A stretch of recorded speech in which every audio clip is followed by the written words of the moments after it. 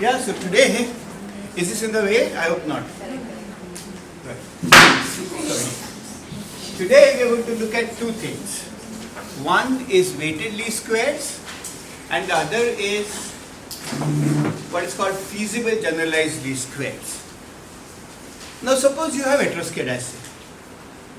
What does heteroscedasticity mean? It means that yi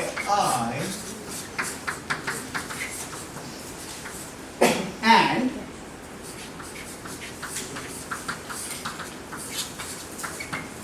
variance EI is sigma square I. Variance of EI is not constant, keeps on changing with the change, right? One way of dealing with the situation is to divide throughout by sigma I. So I write yi upon sigma I is alpha upon sigma I,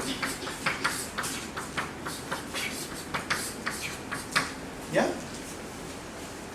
right? So we have a new regression model which is now yi star is alpha star plus beta xi star plus vi, where what is yi star? Yi upon sigma I. What is alpha star? Alpha upon sigma I. What is xi star? Xi upon sigma I. And what is vi? Ei upon sigma I. Now, what would be the variance of vi? Variance of vi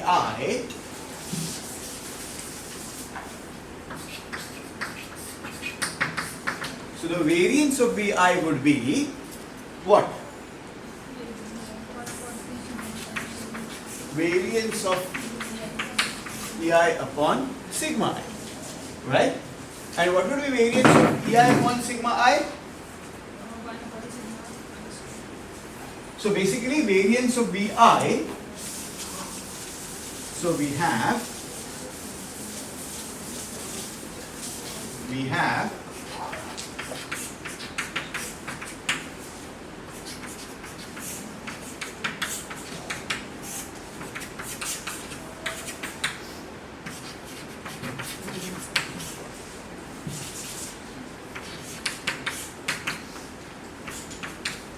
yeah?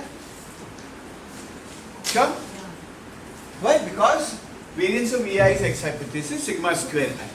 So the point is, by multiplying throughout the 1 upon sigma I, we can now have a model where the error term has a constant variance, where the variance of the error term now is constant. Sure? Everybody gets that? Okay? Now, so what is this model now? Basically,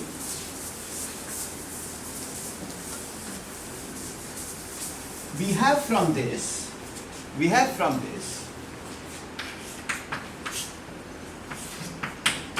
ei upon sigma I is yi upon sigma I minus alpha upon sigma I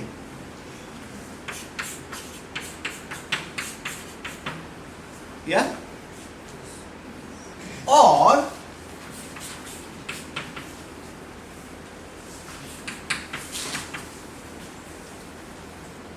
ei square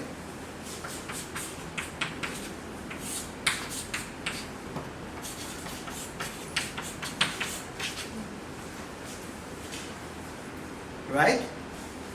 So if you sum this, you sum this. Yeah? Right? So basically solving for alpha and beta now means minimizing this sum of squares. Now what is the difference between this sum of squares and the sum of squares in the ordinary linear regression? In the ordinary linear regression, this part is not there. Here, each deviation is weighted by 1 upon sigma I square.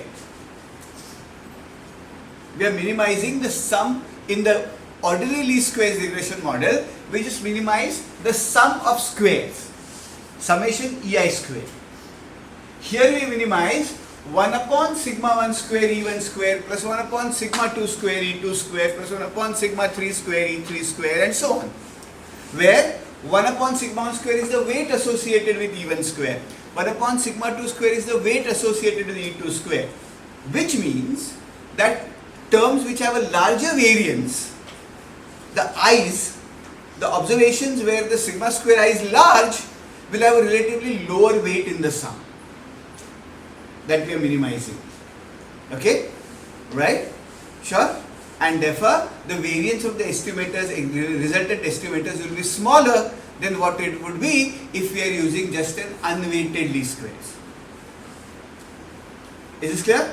Therefore, this is called weighted least squares or WLS. So, one way out with a heteroscedastic model is to transform the data in such a way that the resultant model has constant variances. Right? What we get is what is called a weighted least squares.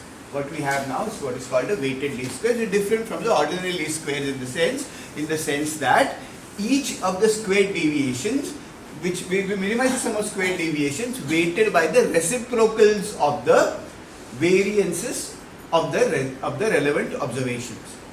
Whereas when you do the ordinary least squares, we minimize an unweighted sum of squares. Is this clear? Absolutely. Any doubts about this? No? Okay? Sure. So, this is weighted least squares. But tell me one thing. In order to actually carry this out, this is one possible solution to heteroscedasticity. But in order to actually carry this out, you need to know something important. And what is that? You need to know sigma I square. Because unless you know sigma I square, how will you divide each observation by 1 upon sigma I square? Is this clear? So, and where will you know sigma I square? So, in that sense, unless you know sigma I square, it's a good idea, but it is not a feasible idea. Right? So, we need to think of a counterpart of this. We need to think of a way to make this feasible. We need to think of a way to make this feasible. And how will we make this feasible? Okay, that's the next part that we are going to go to. What we are now going to study is how to make this feasible. It's called feasible generalized least squares or FGLs. Feasible generalized least squares. Now suppose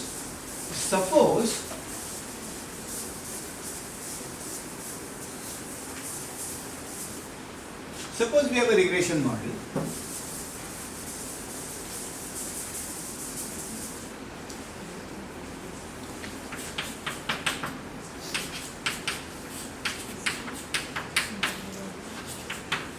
Yeah? And you have heteroscedasticity, variance of EI. But we know that this is in general equal to sigma 0 e raised to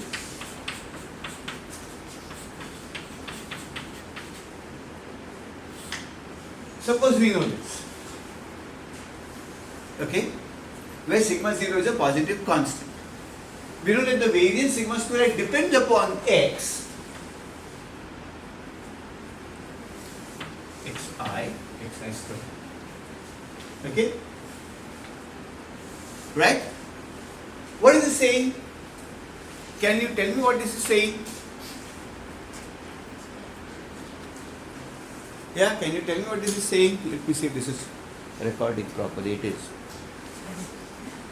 Can you tell me what this is saying? Any idea? This is saying something specific about the variance of EI, right? What is that?